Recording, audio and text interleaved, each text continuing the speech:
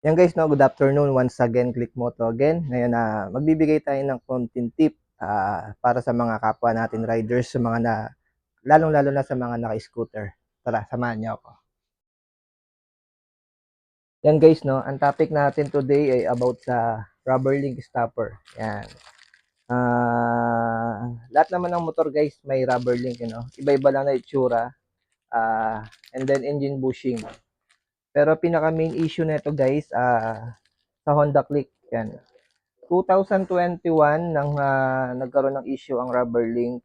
Maraming hindi nakakaalam kung ano ba yung rubber link. And then kapag bumigay ito, maraming hindi nakakagawa. Hindi nila mahanap yung pinaka main issue, no. And then papaliwanag natin, no. Paano ba malalaman, lalo-lalo na sa mga naka Honda Click, Honda Beat, yan. Paano ba malalaman na sira na yung rubber link natin? Kasi hanggang ngayon guys, marami kaming customers na dumarating sa shop. Kapag sinisilip ko yung motor nila, no, wala ng rubber link. Maraming hindi nakakaalam nun, dinidedma nila, no. Wag po, kawawa yung motor. Ngayon ganito. Paano ba malalaman na sira na yung rubber link, no? Syempre una, matadtad. Pangalawa, pag dumadaan ka sa lubak, yung bounce ng motor natin parang hirap. And then kapag dumadaan ka sa linya ng kalsada, medyo may gewang ng konti. And then pakiramdam mo yung shock mo guys sa likuran ay akala mo sira na. Kaya marami sa ating guys nagpapapalit ng shock sa likuran kasi akala nila sira yung shock, hindi nila alam ang pinaka main issue guys is rubber link. Okay, bukod sa shock sa unahan and then shock sa likuran, yun yung nagba-bounce, no? And then syempre yung pinakagitna ng motor, ito naman yung sumusuporta guys. Kaya para mas maganda yung play, kaya parang pinakatatlong shock ang ating mga motor guys, no? Ito yung maraming hindi nakakaalam. Inuulit ko, sabi ko nga, pag nasira ang rubber link, yan matadtad, feeling mo sira shock mo, gumigewang, tapos walang bounce, hirap mag-bounce. Yan. Lalo-lalo na sa mga naka-Honda Click guys, hindi natin pinaka main issue guys na huhugot to sa motor natin, no? Natatanggal to. Ngayon kapag pinabayaan nyo at natanggal na to guys, at pinabayaan nyo ng pinabayaan, sunod na papasok dyan guys yung engine bushing. Yan, engine bushing. Katabi lang halos ng rubber link to, no?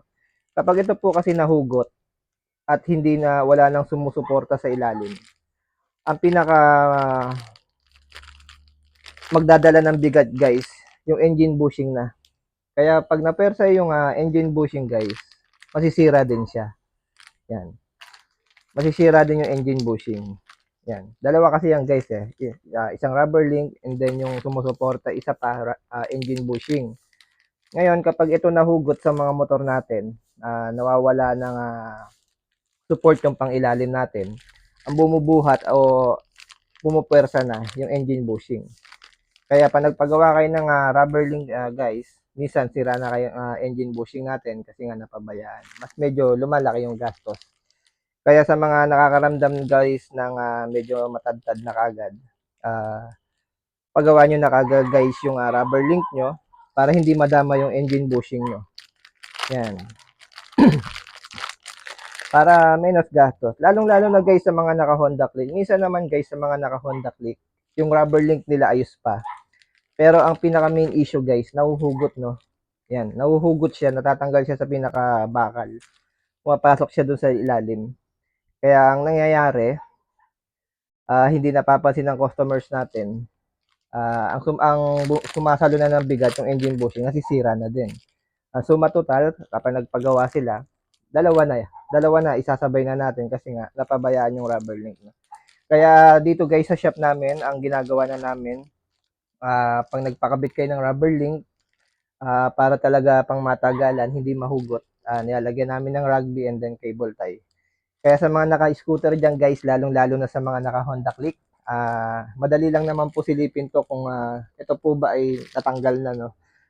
Tuturuan ko kayo sa next video natin kung paano silipin yung mga rubber link nyo na walang binabaklas kung yun ay meron pa o hindi na. Pero guys, meron mga nakakabit na rubber link na kailangan magpapalit din tayo every year, no? Kasi napupudpud din po yan yung pinakailalim. Kaya kung mapapansin nyo guys, kukuha tayo ng isa. Yan guys, no? Dapat siya lagi may ganyan. Minsan kasi kahit nakakabit pa, kung maging flat na yan, kailangan palitin na rin. Kaya sa mga naka-Honda Click guys, sa mga kung nararamdaman nyo na yung matadtad, gumigewang, hirap mag-bounce, feeling nyo sira yung shock nyo, punta na po dito sa Click Moto. Yan, meron po tayong branch sa Taytay, Cainta, and then Pasig. Wish nyo lang po Click Moto Pasig, Click Moto Cainta, Click Moto Taytay. Yan. Open po tayo daily guys, and then thank you.